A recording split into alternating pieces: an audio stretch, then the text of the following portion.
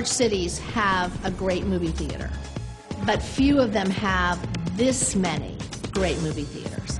Every time I walk into these theaters, I'm absolutely just blown away. It's a completely different effect than watching it on a VCR. Yes, movies do matter. They're not just something that's on the screen and then gone. Couldn't possibly imagine a world without the movie palaces. Every single night, you always get something. This is last remaining seat.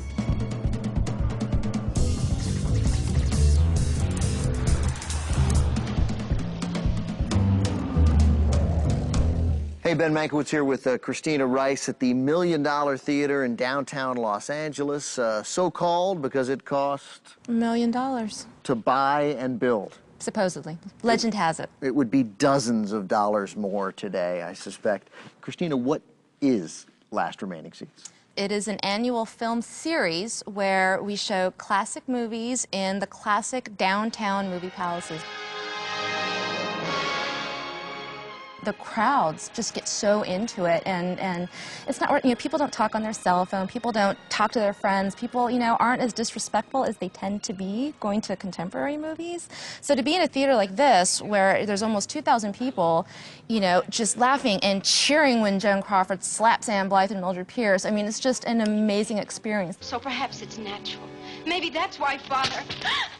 Ann Blythe's daughter was here with her grandkids, and I, you know, spoke to Ann Blythe's daughter, and she said, oh, yeah, you know, my kids have never seen their grandma on screen. To see, you know, people, you know, yeah, people just getting so excited when their grandma gets slapped by Joan Crawford. I don't know if that was traumatic for them or not.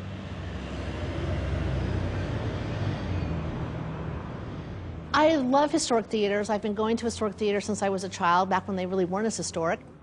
It's a great way to understand about the development of a city and how people came together. You can do that in churches, you can do that in you know, concert halls, you can do that in sporting arenas, but most people really, you know, come together at the movies. You don't get these theaters everywhere. They really are special to Los Angeles. Nobody knows they're here, and then our job is to show these palaces and get people involved with their preservation.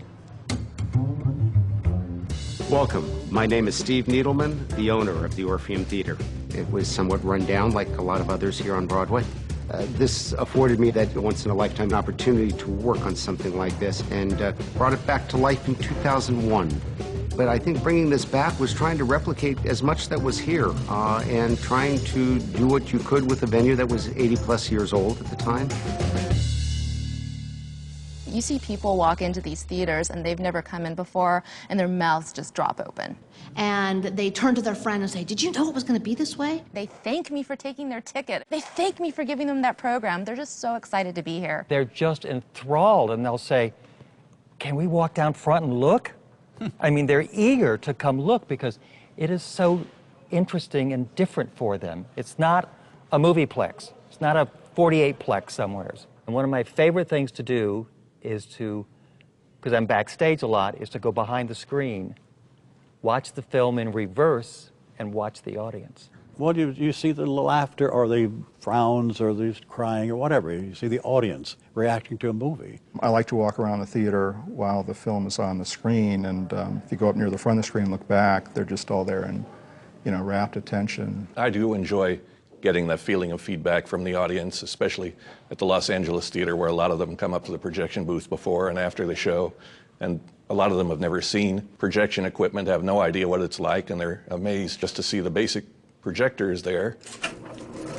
People who put on Last Remaining Seats, they're volunteering their time. This is Hollywood. Everyone wants to make a buck, get ahead. How do you get them to give up all this time? In the offices, we have a vault with a large collection of negatives that we keep on people. So it's blackmail? It is blackmail. I'm suspecting the actual answer is... passion, love for providing entertainment in an historic setting. Seats in the balcony only. Stairway to the right, please. I do not get paid for doing Last Remaining Seats. I do it because I believe in what the Conservancy is trying to do through their series. There's so many times when I said, oh, I wish I had been alive back then to be a part of that. And it was bigger than life and more exciting. We've been looking forward to this for months. I got addicted to old movies when I was a little kid, and it kind of stuck, and now I'm an old kid. I felt, man, if I'd seen this for the first time on a television, all this would have been lost.